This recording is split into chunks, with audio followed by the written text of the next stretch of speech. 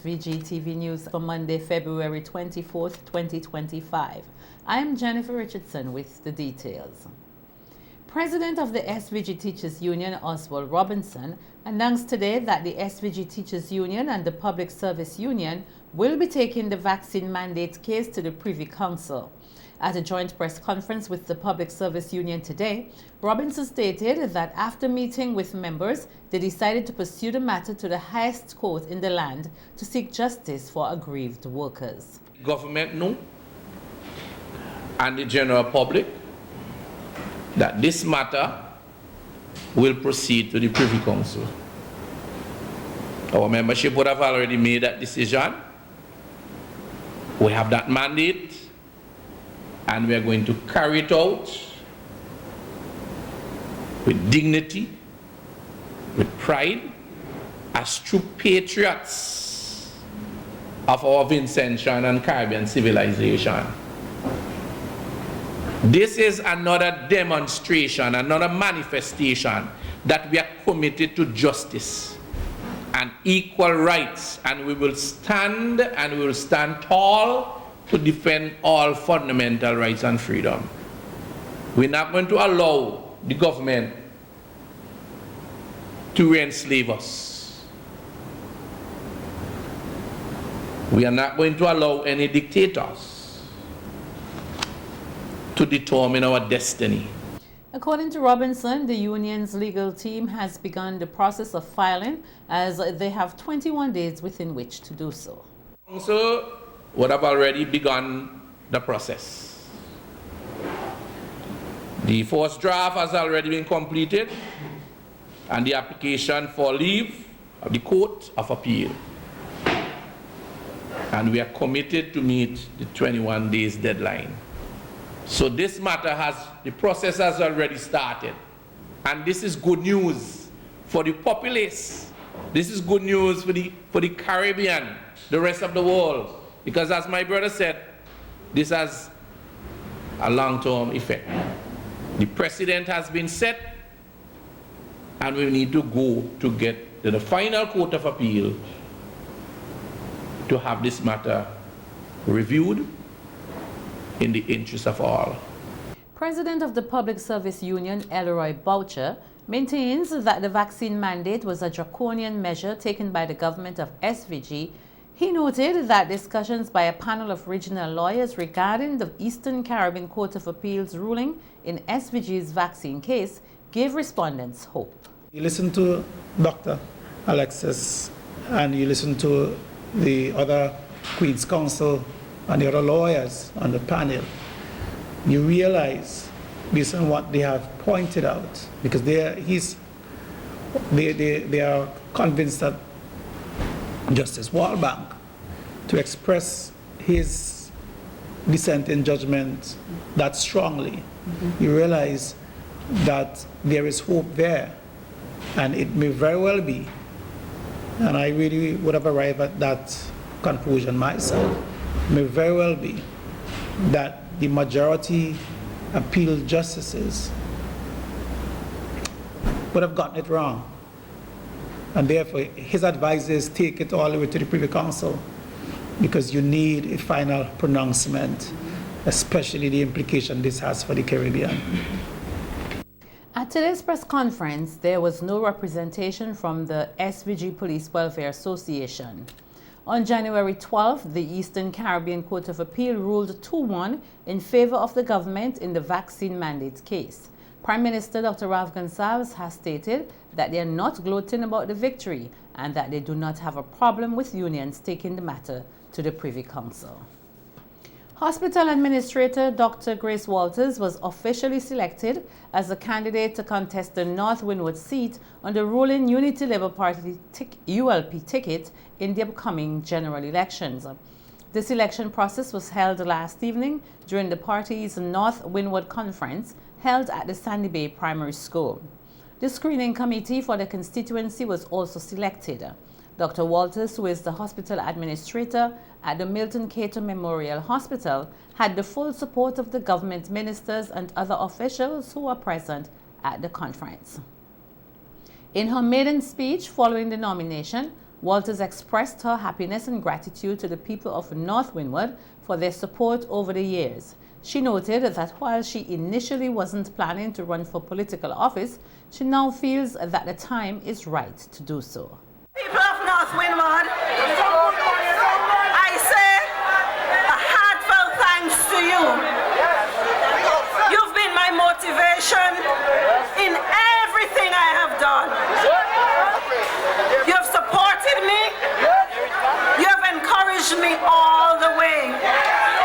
And although this was not what I had in mind when I started my career, when you called, I could no longer say next time. I love you so much. I love the ULP.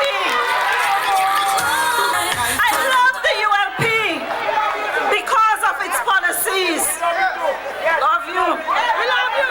It's love for people. It's delivery. And although they said not Naguana pay, I love the ULP because of all that was done in North Windward. Dr. Walters, who is from Sandy Bay, served as a nurse in various communities in North Windward.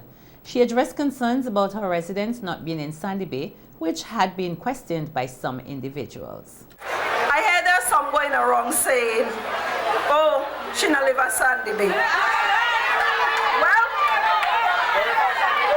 here's something.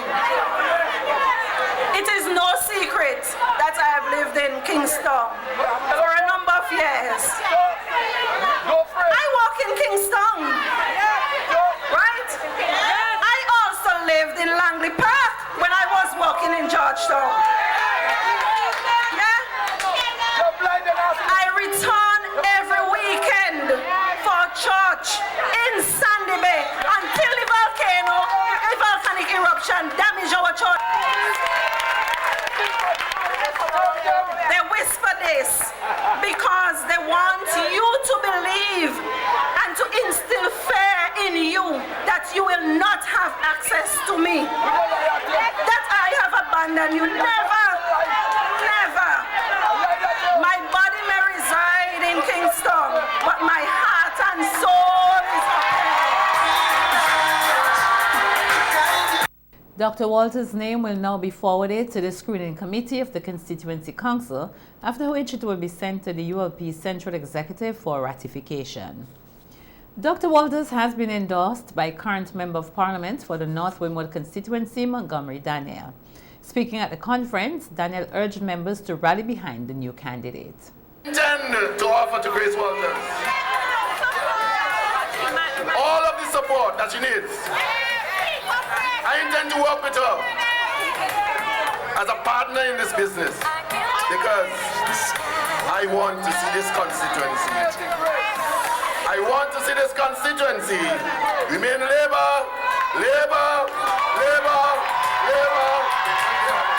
There's no doubt in my mind that Grace Walters will win the next election.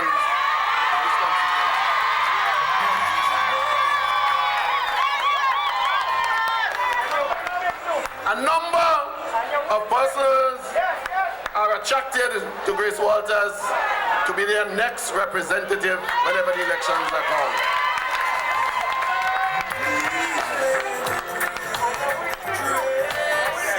And so,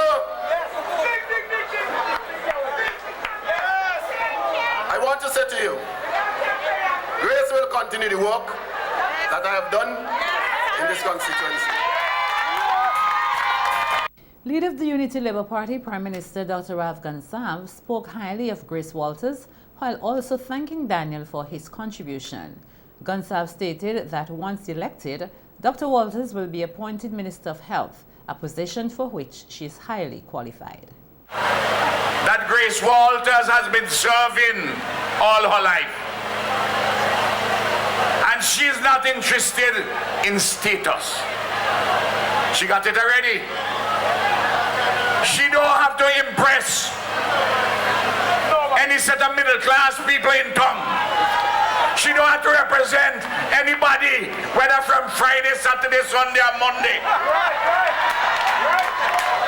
She don't have to impress any of those. She's from the roots. She knows where she comes from. She's not better than anybody, but nobody is better than Grace Walters. She's born here.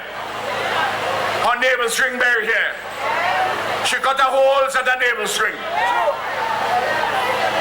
as a midwife. Her job carried her to Kingston.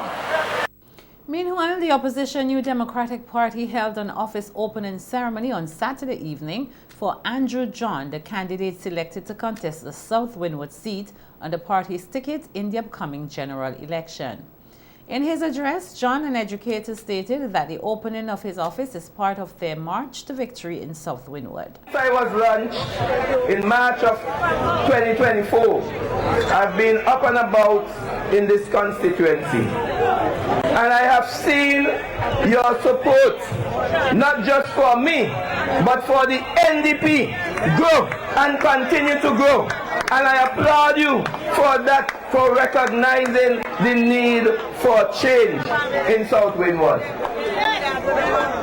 I applaud you for recognizing that Andrew Teach John is here to ensure that that change comes. John told the gathering that over the years there has been a decline in infrastructure in South Windward, which he considers to be among the worst across the country. That I have decided, that I'm not a man of many words, you know. I have decided along with my colleagues and with my villagers that we are going to take action when we see there is need for action. And that happened recently in Simon, where we decided to march in protest of the bad roads in Simon. And we threatened to close down the road in Bonham because we found that it's not motorable. People can't use it. So we threatened to close it down. And you know what they did? They speedily ran to try and start fixing it.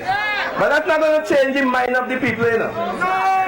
This is a road that has been there like that for close to 20 years. I was saying 15, the people corrected me. They said Bonham Road has not been fixed over the past 20 years. When we went, you talk about that, when we march in Simon, you know the very next week they went and fixed two holes. Two holes they fixed in Simon. And they have not gone back to do anything. So we will go back. You see like how we threatened them in Bonham? We will threaten them again in Simon because we want the people whom we are paying to do their job, to do their jobs.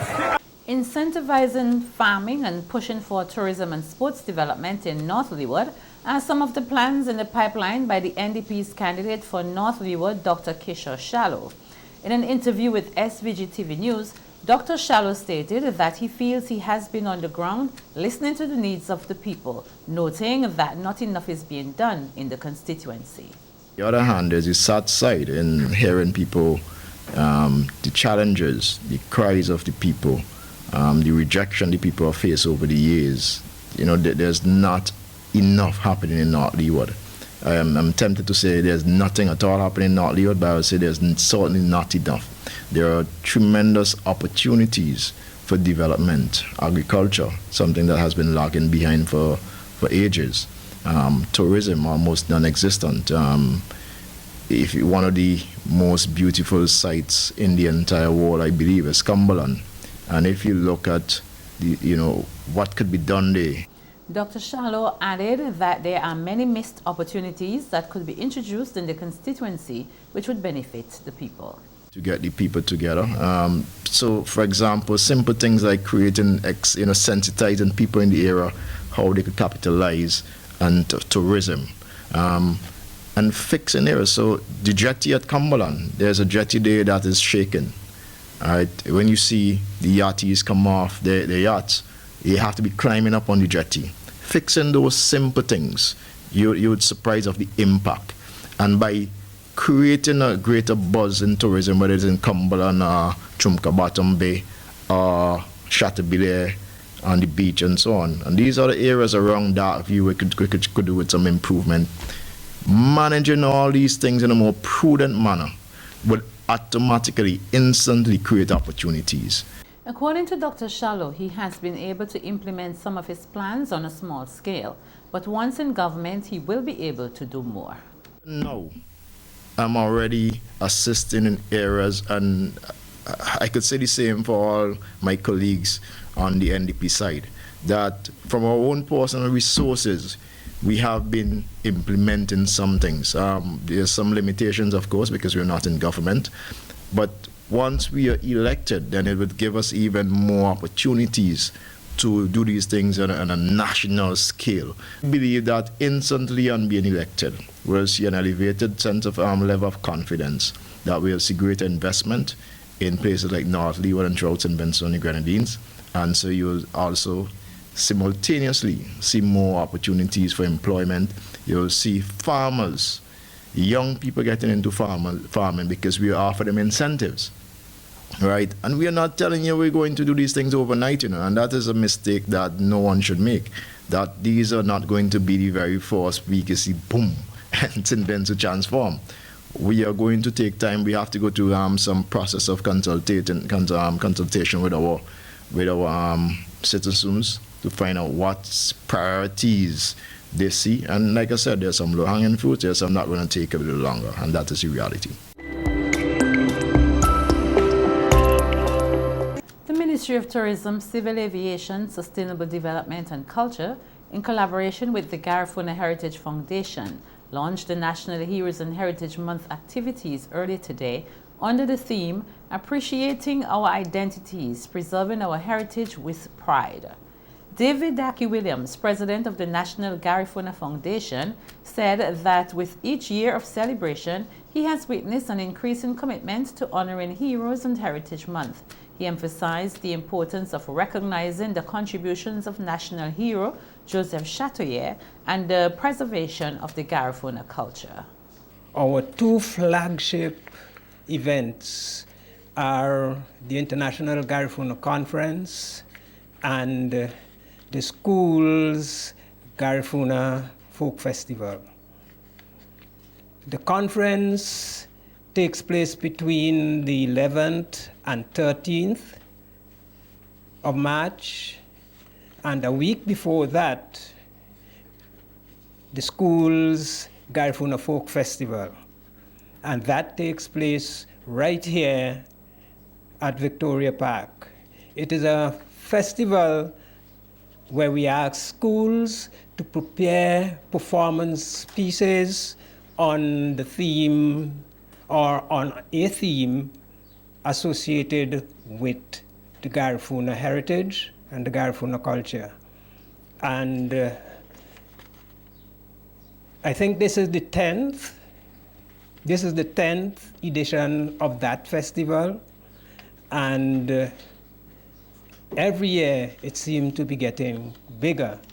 And we seem to be forced to add new categories of participation as the years roll over. Chief Executive Officer of the SVG Tourism Authority, Annette Mark, highlighted the Man vs. Nature, the Joseph Chatoyer 10K race, as a bucket list event for adventure seekers and nature lovers as part of this year's activities.